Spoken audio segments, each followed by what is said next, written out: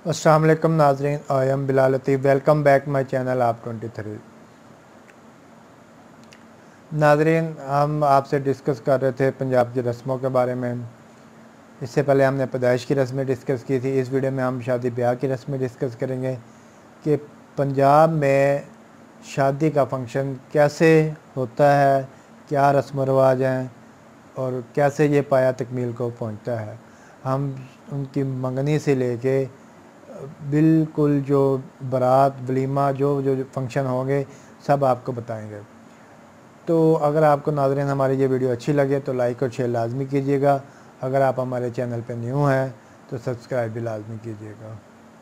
तो चलते हैं वीडियो की जानिब। सबसे पहले जो रस्म होती है मंगनी की रस्म होती है। ये मंगनी की रस्म जब तय होती है, जब सबसे पहले रिश्ता देखा जाता है। लड़की वालों की तरफ लड़के वाले जाते हैं, वहाँ रिश्ता देखते हैं, रिश्ता तय हो जाता है। उसके बाद फिर मंगनी की रस्म की जाती है। ये शादी से पहले एक छोटी सी रस्म होती है जिसे हम गठ जोड़ कहते हैं। इसे मंगना भी कहते हैं, मंगनी भी कहते हैं। इसमें बाज़ औक़ात तो या तो पैसे दे दिए जाते हैं, कुछ पैसे और साथ मिठाई वगैरह दे दी जाती है, या फिर अंगूठी वगैरह दे दी जाती है।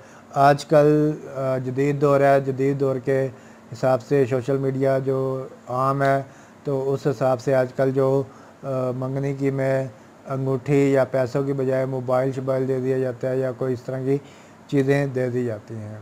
लड़की वाले जब लड़के की तरफ आते हैं तो उन्हें कुछ ना कुछ रकूम या कोई तोहफ़ा तायब दे के जाते हैं, और जब लड़के वाले लड़की की तरफ जाते हैं तो वो देते हैं। तो ये मंगनी की रस्म जो एक पक्की बात करने के लिए, यानी कि काम पक्का करने के लिए होती है कि ये शादी यानी कि पक्की हो गया, ये रिश्ता पक्का हो गया है। उसके बाद फिर मंगनी के बाद तारीख रखी जाती है शादी की। जब शादी की तारीख रखी जाती है वो तकरीबन 1 महीना या 1.5 माह पर कबल शादी की तारीख रखी जाती है ताकि वो शादी की तैयारियां की जा सकें। वो शादी की फिर डेट जब फिक्स हो जाती है उसके बाद जो फंक्शन होती हैं, एक गाला की रस्म होती है। गाला ये होती है कि जब शादी की तारीख पक्की हो जाती है तो वो गाला की रस्म होती है जिसमें ये होता है कि शादी की तैयारियां तेज़ी से शुरू हो जाती हैं। उसके बाद फिर जब शादी फिक्स हो जाती है, डेट पक्की हो जाती है, उसके बाद फिर वेल की रस्म एक होती है। कुछ मिरासी वगैरह पहले दौर में अब बहुत कम हो गया ये रिवाज। मिरासी वगैरह घर में आते थे जहाँ शादी का फंक्शन होता है, तो वहाँ अपना नाच गाना भंगड़ा शंगड़ा डालते थे। तो वो सिर्फ बेलें करवाई जाती थी, यानी कि पैसे जो उन पर निशावर दिए किए जाते थे या दिए जाते थे उन्हें बेल कहते हैं, वो रस्म होती थी। उसके बाद फिर माइयों की एक रस्म होती है। लड़का और लड़की दोनों को मेहंदी लगा के माइयों बैठा दिया जाता है और लड़की को कुछ दिन तक माइयों में बैठाया जाता है। तो उसके बाद माइयों के बाद फिर बारात से पहले मेहंदी का एक दिन होता है। मेहंदी होती है दोनों घरों में, तो मेहंदी लेके कोई रिश्तेदार रिलेटिव या कोई दोस्त वगैरह लड़की का घर हो या लड़के का घर हो, दोनों के घर मेहंदी लेके जाई जाती है। रात में मेहंदी का फंक्शन होता है, हल्का फुल्का जो फंक्शन होता है उसमें ये फंक्शन में मेहंदी की एक टोकरी होती है, वो सजाई जाती है। वो कुछ लड़के लड़कियां इकट्ठे होकर ये मेहंदी करते हैं। उसमें फिर हल्ला गुल्ला भी होता है। उसके बाद फिर मेहंदी के बाद अगले दिन फिर बारात होती है। मेहंदी के अगले दिन ही बारात होती है। तो लड़के वाले जो बारात लेके लड़की की तरफ जाते हैं, लड़की वालों ने इंतज़ाम किया होता है खाने का। तो वहाँ पहले तो निकाह की रस्म होती है जब बारात लेके जाई जाती है। अब जो अब का दौर चल रहा है उसके मुताबिक कारें वगैरह सजाई जाती हैं। दूल्हे को पहले शुक्राने के नफल अदा करवाए जाते हैं। उसके बाद सलामी दी जाती है। सलामी से मुराद जो दूल्हे के रिलेटिव होते हैं वो घर में एक छोटा सा फंक्शन करते हैं जिसमें रिश्तेदार दोस्त वगैरह जो पैसे दूल्हे को देते हैं उसे सलामी कहते हैं। उसके बाद फिर जैसे ही नवाफल अदा करवा के दूल्हे को फिर गाड़ी में, सजी हुई गाड़ी में बिठा दिया जाता है। उसके बाद वो गाड़ी अपने मंजिल की तरफ रवाना हो जाती है।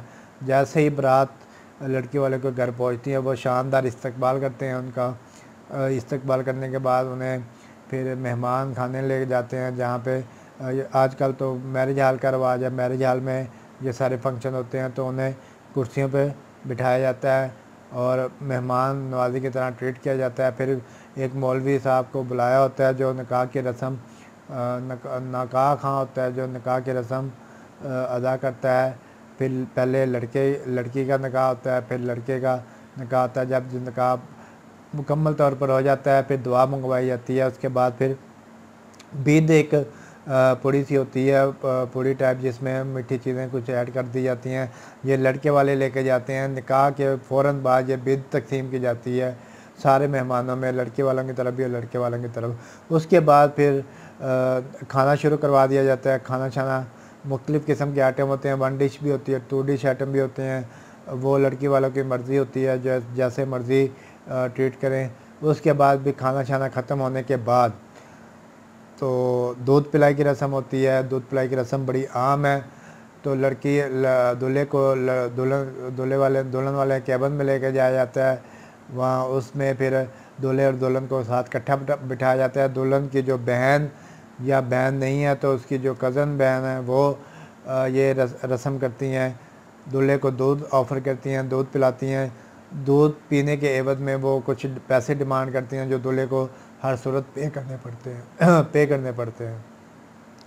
उसके बाद ये फिर लड़की वालों को रवाना किया जाता है। बारात का जो बाकायदा इख्तिताम होता है, लड़की को गाड़ी में बैठा दिया जाता है और उसके बाद लड़के वाले घर आ जाते हैं। उसके बाद फिर हल्ला गुल्ला होता है घर आने के बाद।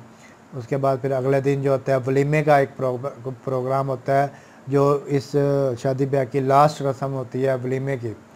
तो वलीमे का जो फंक्शन होता है उसमें लड़के वालों ने लड़की वालों को भी मदद किया होता है। उसके रिश्तेदार, दोस्त, भाई बहन, जितने भी मतलब उसने मेहमान बुलाए होते हैं सारा वो मतलब एक किस्म का खाना होता है वो देना होता है लड़के वालों ने। जो लड़का, उसमें लड़का भी तैयार होता है, लड़की भी तैयार होती है, उनको स्टेज पे बैठा दिया जाता है। फिर खाना छाना खिलाया जाता है। एक न्यूंदरे की रस्म है। लड़के वालों के रिश्तेदार जो हैं वो न्यूंदरा जो कलेक्ट करते हैं। तो न्यूंदरे की जो रस्म है वो बड़ी फेमस रस्म है। जो भी खाना खाने आता है वो न्यूंदरा ज़रूर दे के जाता है। मतलब ये एक रस्म चलती आ रही है, पैसे जो देने पड़ते हैं। फिर जब हम उनकी शादी में जाते हैं हम उनको दे के आते हैं। जब फिर वो आते हैं वो फिर एक्स्ट्रा छोटे से पैसे ऐड करके हमें दे जाते हैं। ऐसे ये रस्म चलती आ रही है, पुश्तों से चलती आ रही है और आगे भी ये चलती रहेगी न्यूंदरे की रस्म। उसके बाद फिर खाना छाना खा के सब अपने घरों को रवाना हो जाते हैं। शादी का ये इख्तिताम हो जाता है। फिर लड़का और लड़की जो है उनको जो लड़की वाले हैं वो अपने साथ एक रात के लिए ले जाते हैं। 1 रात 2 रात, दूर के हों तो 2 ज़्यादा दिन भी लगा देते हैं, नज़दीक के हों तो 1 रात के लिए चले जाते हैं। फिर अगले दिन वो फ्रेश होकर अपने घर आ जाते हैं। घर आके अपनी ज़िंदगी का बाकायदा आगाज़ करते हैं। तो कुछ हनीमून का भी प्रोग्राम बना लेते हैं। तो यहीं तक की ये रस्में हैं। इसके बाद फिर उनकी निजी ज़िंदगी शुरू हो जाती है और हमारा काम ख़त्म हो गया। तो ये थी शादी ब्याह की रस्में। अगर आपको हमारी वीडियो अच्छी